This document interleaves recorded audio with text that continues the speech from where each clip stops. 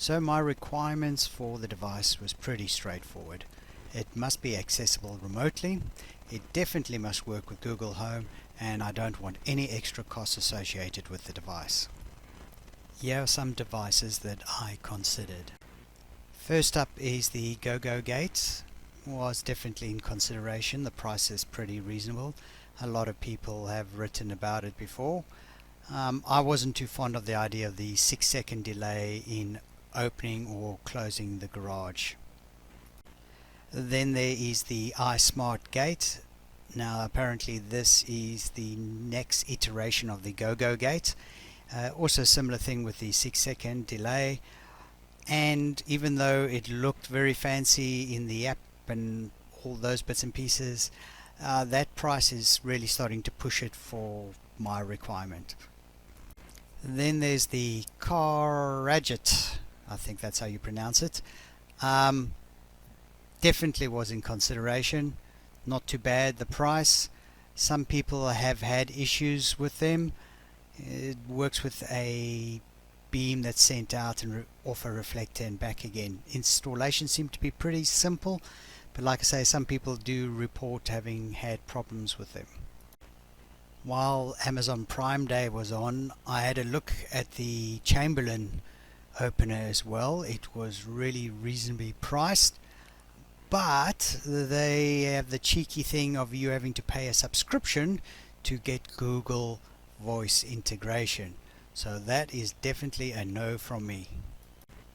And while digging around on Amazon's website, I came across this one that I eventually bought, the TOOGOO, I think it is, or TOOGOO, with the 2-year smart app integration. Now it was a really reasonable price. I mean, $36, can't go wrong on that, I reckon. And it is quite a simple setup with a reed switch activating a solenoid that turns your garage on or off. For those people outside of Australia, I think this is the equivalent device that you can get on Amazon, the Eachen version. The only difference is it works with the eWeLink app as opposed to the 2-year smart one. Right, so let's get into it. It is finally here in its bubble bag. Now the device is sold in Amazon but not fulfilled by Amazon, so it is come straight from China from the seller. Yeah, struggling a bit here. It would have made my life a bit easier if I'd had a sharper scissors.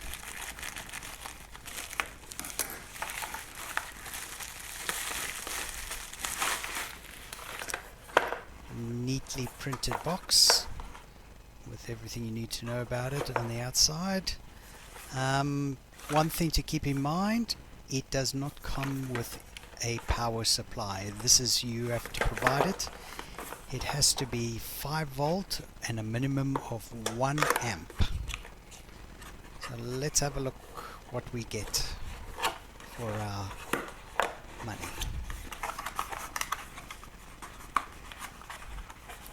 Right on top over there we've got our USB power cable, pretty standard. Our accessories bag with screws, some nuts and bolts, saddle clips, 3M stickers and a bracket. Then the sensor cable that terminates into the reed switch assembly, and that is all sealed so water wouldn't be able to get in there. And then, yes, I'm just looking for the magnet for the reed switch, and there it is in the goodie bag. And then finally we have the unit itself. Now it's a lot smaller than I expected. Don't know why, but I thought it was bigger. I'm actually glad that it's nice and neat and tiny like that. USB in on that side. The sensor and the trigger input on the other side.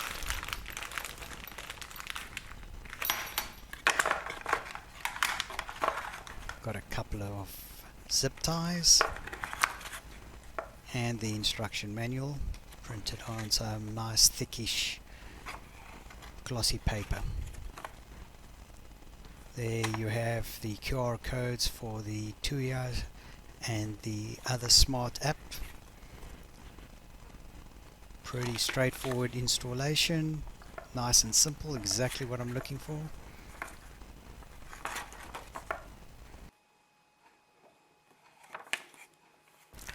Let's see what we get inside our little black box. At the bottom here we've got the mini USB power input.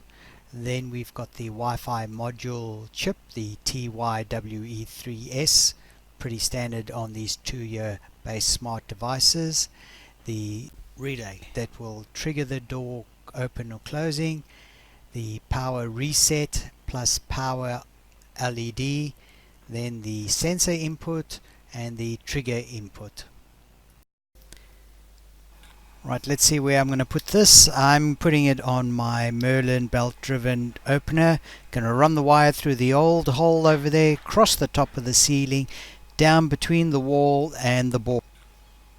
Top of my door is not flat, unfortunately. It's got a bump over there.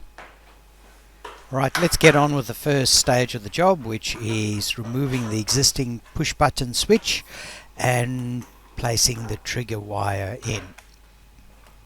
There you can see the green push button is just held into those terminals.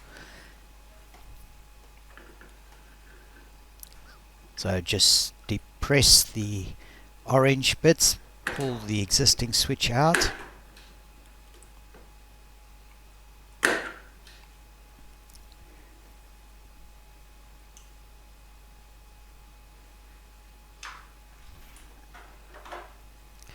And now let's get hold of the trigger wire and insert it into terminals red 1 and white 2.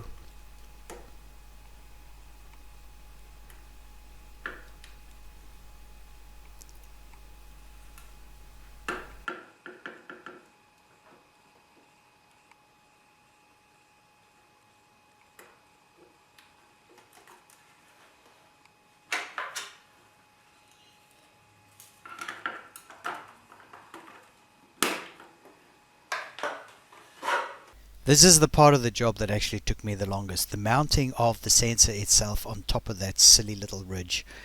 When you drill a hole, the minor diameter of the screw is 3 mils, but I recommend you actually use a 2.5 mil drill because I still found the screw a little bit loose on 3 mil. The sensor itself, as you can see, I just mounted it using a saddle clip.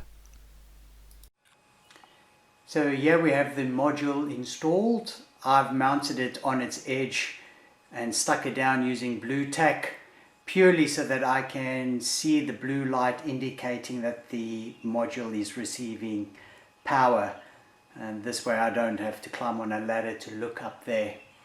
On the other side I have used a old camera's power brick just to power it, and double adapter.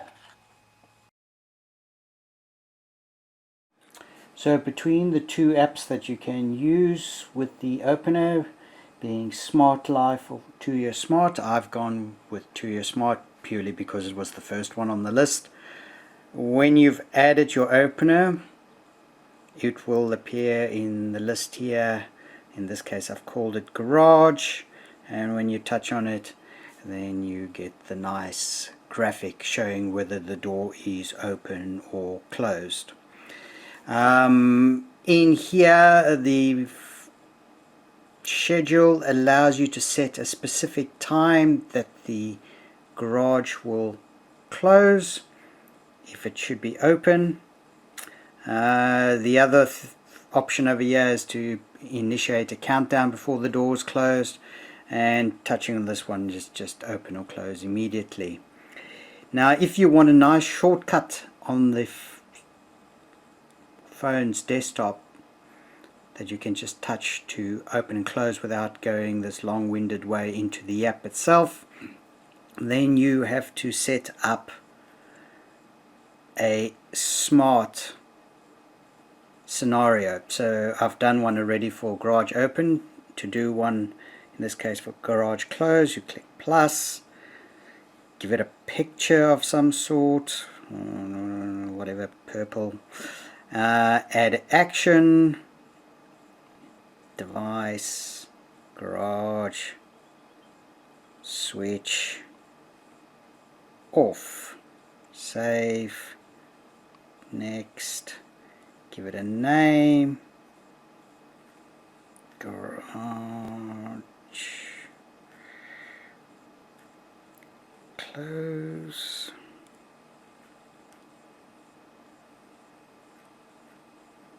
save, and then you can tell it to show on the desktop. So let me just enable that for this one as well on the desktop. Now when you're on the home page, you've got those two shortcuts over there, but what you really want to do is set up a widget for this open and close. So add my widget.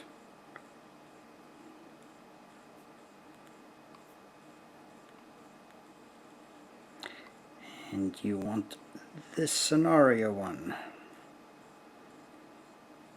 And there it is. But as you can see, they are pretty small, and if you should happen to be fumbling to try and get to this, you can mispunch it while you're in the car. Once you've finished setting up the opener in your TOOGOO Smart and probably renamed it over there, you then come along to your Google Home and set it up over here and add it as a service. It then appears as a ordinary plug, and to use it you would say, you know what, Google, garage on or off.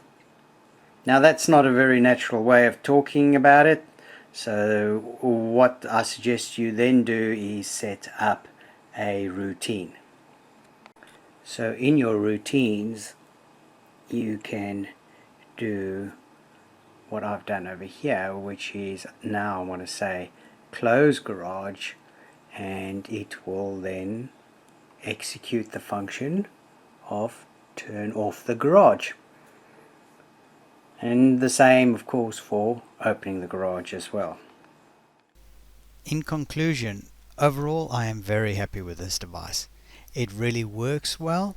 I think it is very good value for money. You can't go wrong with just spending 36 bucks. It was easy to install and it is responsive. I hope you have found this video to be informative. Thank you.